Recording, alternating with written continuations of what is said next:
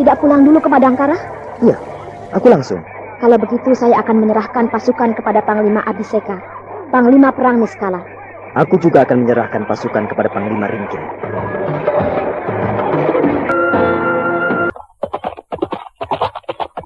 Kakang Brahma! Lihat di kejauhan sana! Ada sekelompok orang menghadang jalan kita! Ya, aku juga melihatnya. Siapa mereka? Tidak tahu. Oh!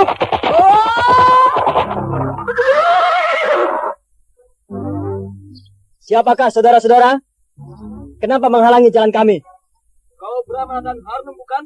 Benar. Teman-teman, siap! Siap! Tahan.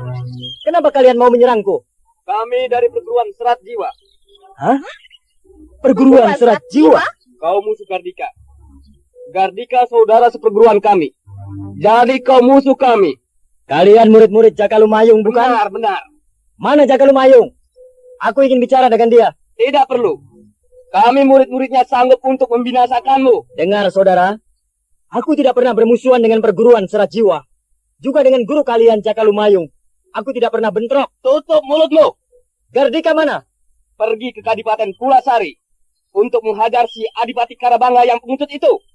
Ke Kadipaten Pulasari? Iya. Maaf saudara, kami tidak mau bermusuhan dengan saudara-saudara. Kami mau ke Kadipaten Pulasari. Siap. Wah, mereka mengurung kita. Hati-hati Harnum. Mereka murid-murid perguruan Serat Jiwa. Setidaknya mereka menguasai ajian Serat Jiwa. Paling tidak rata-rata tingkat ketiga atau keempat. Iya, Kakang. Mereka jumlahnya 30 orang. Langsung gunakan ilmu kadijayaanmu yang paling tinggi. Hindari setiap benturan langsung. Lebih banyak menghindar lebih baik. Aku akan melindungimu. Baik, Kakang.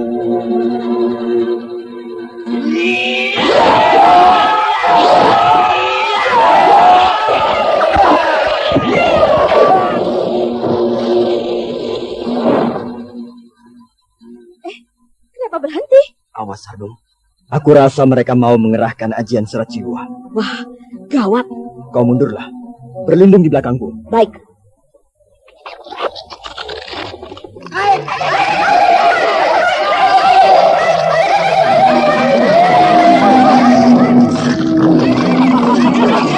Kalian mau mempergunakan ajian Serat Jiwa? Kau tahu? Tentu saja. Yang akan kalian kerahkan adalah ilmu Tunggul Jumantara, yang merupakan bagian dari ajian Serat Jiwa tingkat ketiga. Dari mana kau tahu, ha? Kau kira aku tidak tahu ajian Serat Jiwa? Ajian Serat Jiwa adalah ilmu kadikjayaan yang murahan, ilmu picisan. Dari dulu aku sudah bisa, dan sudah sampai ke tingkat yang ke-10, tingkat terakhir. Benarkah? Kau tidak percaya? Lihat. Aku akan mengerahkan ajian Serat Jiwa tingkat ke-10.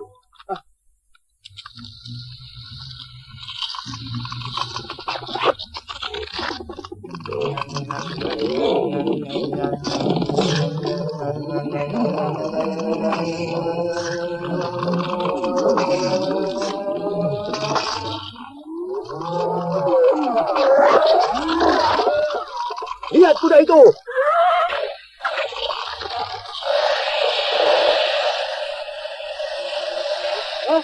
Lihat, apa yang terjadi dengan kuda itu? Coba lihatlah. Mengeluarkan suara apa? Guru. Omi Tohut. Batara Jagat Dewata. Betapa aku takjub dan terpesona. Di mana selama ini hanya bisa membacanya, namun belum sanggup untuk menguasainya. Dan aku suka membayangkan tentulah amat dahsyat ajian Serat Jiwa tingkat ke-10 itu. Tapi kini aku melihat kenyataannya. Omi Tohut, Jagat Dewa Batara. Betapa mengerikannya ajian Serat Jiwa tingkat ke-10 itu. Selamat berjumpa, Jaka Lumayung. Ya, kau sudah tahu namaku. Murid-muridmu menyebutmu guru. Berarti kau Jaka Lumayung. Dan kau siapa? Brahma. Aku tahu, tapi siapa kau sebenarnya? Brahma Kumbara, Raja Kerajaan Madangkara, murid tunggal Ki Panembahan Astagina. Hah? Murid Panembahan Astagina? Cepat sebutkan gelarnya. Kakek, kakek Astagina. Pantas. Kau tahu seluk-beluk ajian serat jiwa, bahkan bisa menguasainya sampai tingkat ke-10. Terima kasih, kau telah memujiku. Anak-anak, ini adalah saudaraku. Cepat minta ampun, menyembah 7 kali. Cepat!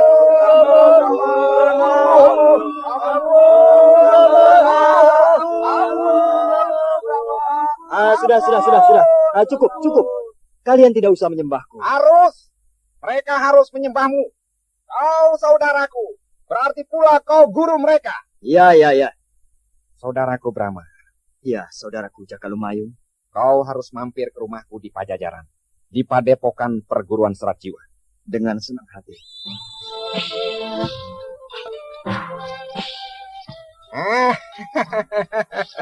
Inilah padepokanku Brahma. Sungguh menyenangkan, Jaka. Ya, rumah panggung yang besar dan panjang itu adalah tempat tinggal murid-muridku. Iya. Aku tinggal di rumah yang kecil itu, di samping kiri rumah panggung. Iya. Mari kita ke belakang. Iya. Ayo Hargem, kok bengong? Saya senang melihat pohon cemara di pekarangan depan itu. 9 buah berjejer dengan rapi. Ya, yang menanam pohon cemara itu murid-muridku. Rajin benar murid-muridmu itu. Ya, sebagai pengisi waktu katanya. Oh.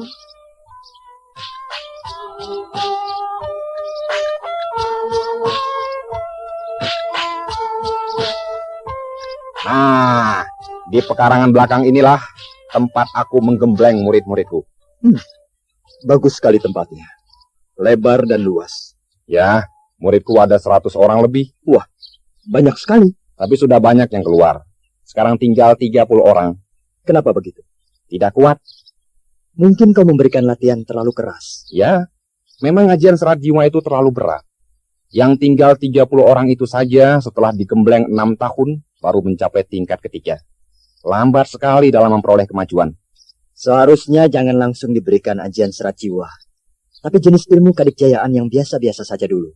Setelah matang lahir maupun batinnya, baru diberikan ajian serat jiwa. Ya, memang rupanya harus begitu. Guru, Ada apa, Rasmi? hidangan sudah siap. Ya, segera kami ke balai utama. Ayo kita makan dulu, lalu istirahat. Nanti malam kita berkisah lagi. Iya. Aku sungguh berduka bahwa ternyata kakek Astagina sudah meninggal. Ya, beliau memilih Goa Pantai Selatan sebagai tempat peristirahatannya yang terakhir. Dan sungguh mengharukan. Sebab menurut katamu, beliau meninggal dalam keadaan duduk bersemedi. Betul, Jaka. Sama dengan ayahku. Sama dengan ayahmu. Ya, ayahku, Ki Arya Gandar Sametan, alias Panembahan Margapati. Meninggalnya juga dalam keadaan duduk bersemedi. Bukankah ayahmu meninggal oleh serbuan bala tentara kerajaan Tanjung Singguru? Semua orang mengira begitu, padahal tidak. Jadi, waktu bala tentara kerajaan Tanjung Singguru itu menyerbu padepokan ayahku, ayahku baru menguasai ajian serat jiwa sampai tingkat ke-6. Oh ya? Ya, dikeroyok oleh 10 orang jawara dari Tanjung Singguru. Ayahku terluka parah, lalu melarikan diri ke Kawali. Kawali? Bukankah Kawali di sini? Pusat kerajaan Galuh Pakuan Pajajaran? Benar, tempur oleh bala tentara Galuh Pajajaran. Iya. Nah, di rumah sahabatnya itulah, yang bernama Pangeran Tapak Jalak, ayahku menggembleng dirinya, mempelajari ajian serat jiwa. Setelah mencapai tingkat ke-9. Oh, ayahmu mencapai tingkat ke-9? Ya, lalu mencari 10 orang jawara, yang dulu mengalahkan ayahku. Semuanya satu persatu dibinasakan. Wah, bukan main. Setelah itu, kembali ke Kawali. Dan di sini, beliau mendirikan sebuah padepokan yang diberi nama Perguruan Ajian Serat Jiwa. Oh, kalau begitu padepokan ini ayahmu yang mendirikan? Benar? Iya. Waktu itu aku sudah berumur 20 tahun. Dan sudah bisa menguasai ajian serat jiwa. Tapi baru sampai tingkat ke-5. Itu sudah bagus. Umur 20 tahun sudah mencapai tingkat ke-5. Berarti kau cerdas. Mungkin begitu. Lalu? Pada suatu malam, Ketika aku sedang tekun membaca buku ajian serat jiwa, mendadak perasaanku jadi tidak enak. Lantas seperti ada yang menyuruh masuk ke dalam kamar ayahku. Tiba-tiba aku merasa cemas, sebab ayahku yang sedang berpuasa sudah mencapai hari yang ke-40. Dengan takut-takut aku masuk ke kamar ayahku. Dan aku mendapatkan ayahku sudah beku, meninggal dalam keadaan duduk bersemedi. Ya. Selanjutnya, aku meneruskan perguruan ini sampai sekarang. Ya. Selang berapa tahun kemudian, terjadi sesuatu yang sangat mengejutkan. Apa itu? Datang 2 orang bangsa Kuntala yang baru pulang dari wilayah Wetan, tepatnya dari kerajaan Kahuripan. Mereka adalah Gardika dan Kendala. Gardika? Kendala? Iya. Mereka mengantarkan titipan Demung Wikalpa, seorang pembesar Kahuripan, yaitu buku ajian serat jiwa. Sejenak aku terpana, lalu menjadi bingung, sebab sekarang aku memegang 2 buah buku ajian serat jiwa. Lalu aku menemui Pangeran Tapak Jalak, sahabat ayahku almarhum. Maka dari beliaulah aku menjadi tahu bahwa buku ajian serat jiwa yang dibawa oleh Gardika adalah yang asli. Hah?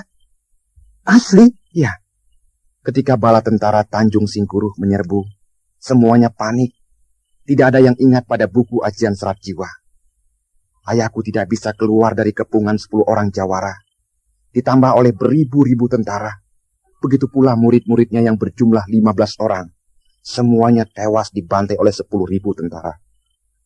Padepokan ayahku itu diobrak-abrik, dihancurkan, lalu dibakar. Nah, di saat api sedang berkobar-kobar itulah, seorang murid ayahku yang bernama Wikalpa, dengan tubuh penuh luka, darah bercucuran, menerobos kobaran api, lalu menyambar buku ajian serat jiwa dan kabur. Ya, entah bagaimana ceritanya. Dia sampai ke Kahuripan dengan selamat.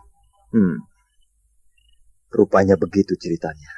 Menurut Gardika, sudah lama Demung Wikalpa ingin mengembalikan buku itu. Tapi berhubung kesibukannya sebagai seorang pembesar kerajaan, niatnya itu tertunda-tunda. Baru setelah datang Gardika, disuruhnya Gardika mengembalikannya kepadaku. Iya. Jadi buku ajian serat jiwa yang aku geluti sekian tahun itu ternyata salinan. Ayahku sendiri yang menulis kembali rangkaian ajian serat jiwa, karena beliau mengira buku yang asli sudah musnah. Iya. Brahma, sebagai rasa terima kasihku kepada Gardika, aku terima dia sebagai muridku. Ternyata otaknya sangat cerdas. Dalam waktu singkat dia berhasil menguasai ajian serat jiwa sampai tingkat ke-8.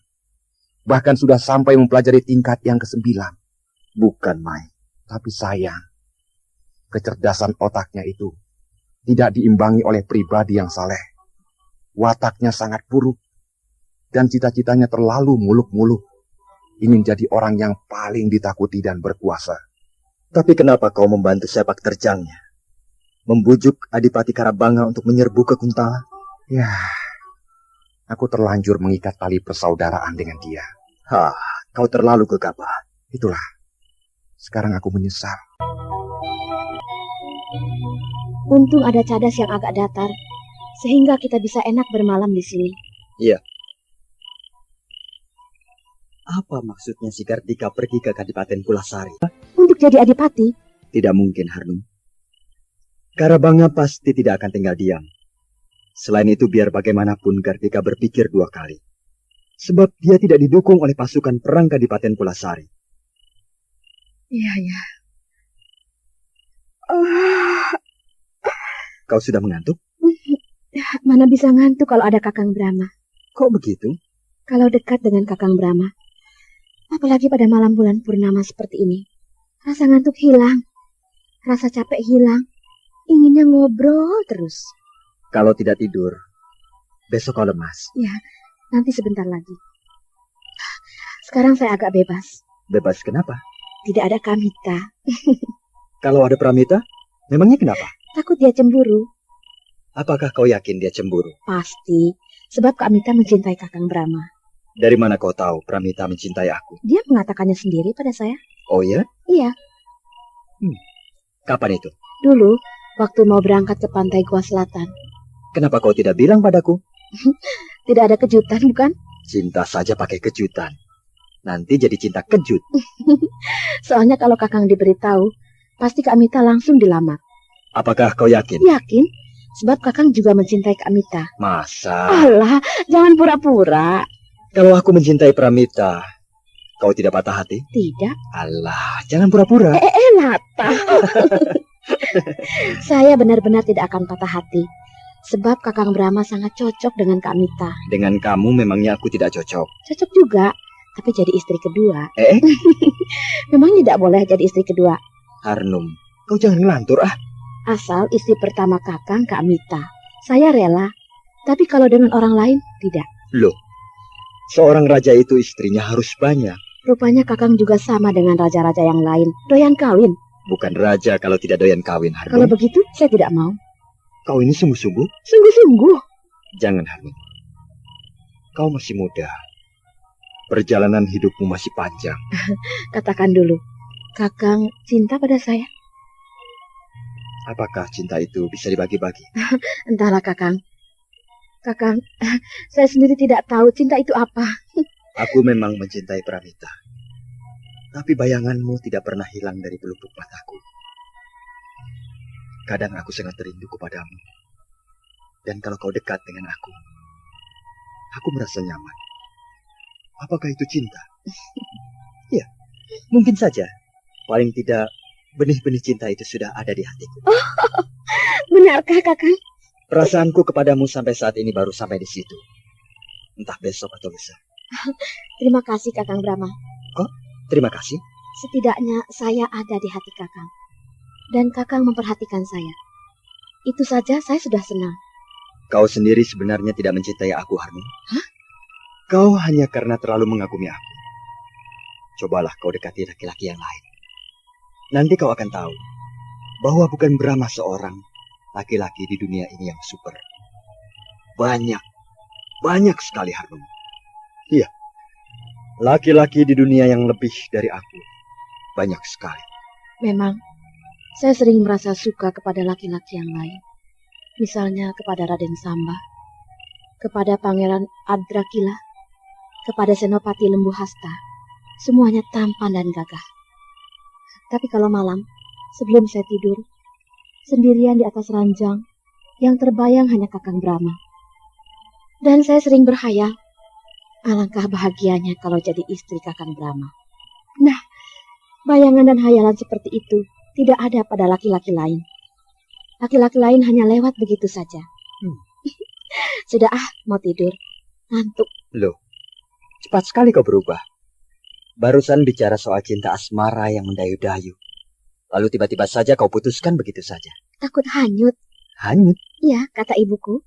Kalau duduk berdua-duaan dengan laki-laki, apalagi di tengah malam yang sunyi, bisa hanyut.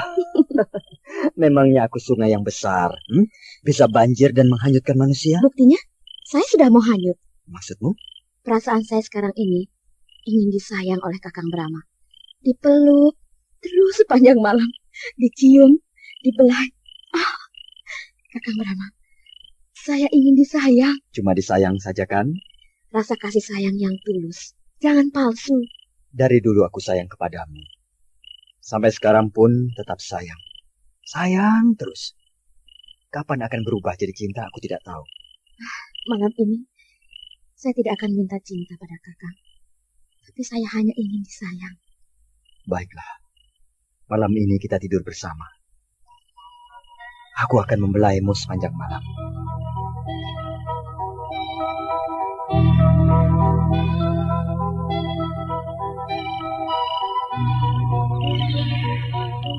Kakang Brahma.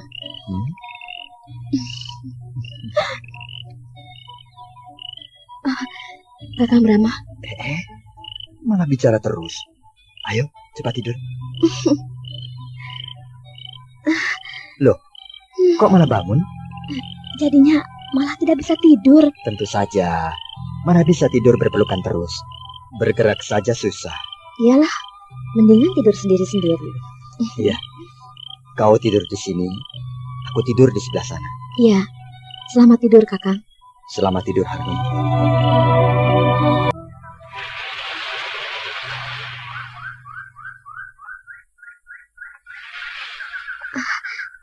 Bangun. Ayo, Kang, bangun, Kang. Bangun. Sudah siang. Ayo, cepat cuci ini. Kelinci? Ya, di sekitar sini banyak kelinci. Aku tangkap cuma 1 ekor saja. Cukup kan? Cukup. Ayo bangun. Ini juga sudah bangun. Berdiri. Jangan duduk tepekur begitu. Kalau tidak mau berdiri, saya tubruk. Biar tidak usah bangun-bangun terus, tidur saja. Iyalah, mendingan ditubruk.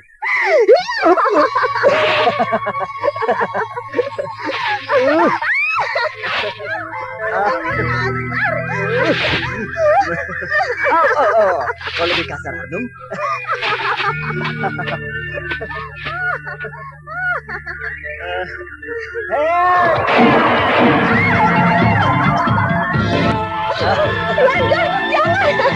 Jangan, Kakang Brahma. Saya sudah mandi. Ayo, mandi lagi. Ya.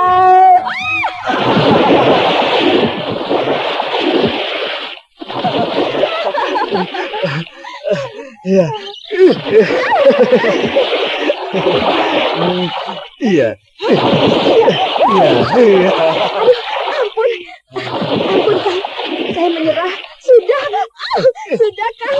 Capek. Iya. Aku juga capek. Ayo, kita naik ke dalam.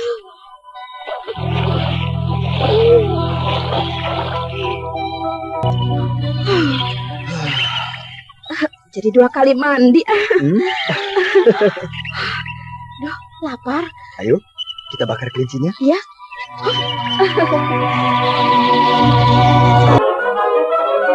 Aku benar-benar kecewa. Pasukan perang tempe. Kau harus maklum, Gardika. Memang lebih banyak pasukan perangku. Tapi mereka itu pasukan khusus. Pasukan penggempur istimewa. Apalagi di sana ada Brahma dan Panglima Ringkin. Mereka berdua adalah ahli perang nomor 1. Jadi cuma sampai di sini saja, selesai. Begitu. Aku tidak mau berbuntut panjang. Terus terang, aku tidak mau bermusuhan dengan Madangkara. Kau ingin jadi raja tidak? Tentu saja ingin. Tapi tidak mau dengan jalan kekerasan. Kapok. Adipati Karabanga, ternyata nyalimu kecil. Di sini bukan soal berani atau tidak, tapi dasar perhitungan yang matang. Kalau begitu, kau tidak akan menolak kalau ada bantuan dari pihak lain? Maksudmu? Aku bisa minta bantuan kepada kerajaan Tanjung Singguru, kerajaan Japura, dan kerajaan Sumedang Larang, bahkan Caruban Nagari. Kalau aku minta, pasti akan membantu. Sekalipun kerajaan Pajajaran turun tangan, aku tetap tidak mau. Adipati Karabanga, silakan kau mencari bantuan sebanyak-banyaknya. Lalu himpunlah dan serbulah kerajaan Kuntala. Tapi aku jangan dibawa-bawa. Kau Karabanga. Aku tahu. Kau mau memperalat aku. Karena dari sekian pewaris tata singgasana Kuntala yang masih hidup, cuma 2 orang. Yaitu, aku dan Pangeran Giripati. Kau tidak bisa mendekati Pangeran Giripati. Lalu, kau mendekati aku. Cukup, Gardika. Tekadku sudah bulat. Aku tidak mau jadi Raja Kuntala. Sebab yang lebih berhak adalah Pangeran Giripati. Aku cukup gini saja. Jadi penguasa sebuah kadipaten sudah terlalu bagus buatku. Kau benar-benar tidak tahu membalas budi, Karabanga. Dulu ketika Tumenggung Raksa berkuasa, kau mau didepak. Tapi berkat hubunganmu dengan aku, baik, kau tidak jadi disepak oleh Tumenggung Raksa. Malah kau tetap diberi jabatan. Itu semua karena jasa. Itu dulu. Sekarang lain, Gardika. Mentang-mentang aku sudah bukan merupakan pembesar Kuntala, kau berani menganggap enteng padaku. Aku tidak pernah menganggap enteng kepadamu. Kau cerdas, licin, dan ilmu kedikjayaanmu sangat tinggi. Apalagi sekarang kau punya lagi ilmu yang baru, serat jiwa, yang benar-benar sangat dahsyat. Tapi, sekali lagi, aku kapok. Akibat ulahmu, aku sekarang jadi punya musuh. Dulu aku dengan Brahma bersahabat. Begitu pula dengan Prabu Ajisaka, Raja Kerajaan Niskala. Tapi sekarang, setelah kejadian itu, mereka jelas jadi benci padaku. Nah, aku rugi. Rugi, Kardika. Kalau kau ingin jadi raja, silahkan. Aku tidak akan menghalangi. Silahkan. Jadilah raja kerajaan Kuntala. Kalau kau bisa. Baik, Kalabanga. Tunggu saatnya. Ponggala! Daulat Kanjeng Adipati. Sini cepat. Daulat Kanjeng Adipati Karabanga. Cepat kau siapkan 1 regu pasukan istimewa. Untuk apa, Kanjeng? Pergi ke kerajaan Madangkara. Hah? Ke Madangkara? Bawa surat dari aku untuk Prabu Baginda Brahma Kumbara. Oh, hamba kira disuruh perang, Kanjeng Adipati. Surat ini ada 2 buah. 2? Iya. 1 untuk Sri Baginda Brahma Kumbara. Yang 1 lagi untuk Pangeran Giripati. Daulat Kanjeng Adipati. Dan bawa juga ini. Emas 1 peti. Emas? Selain itu, di luar sudah siap hasil bumi 3 gerobak. Oh. Semuanya persembahkan kepada Sri Baginda Brahma Kumbara.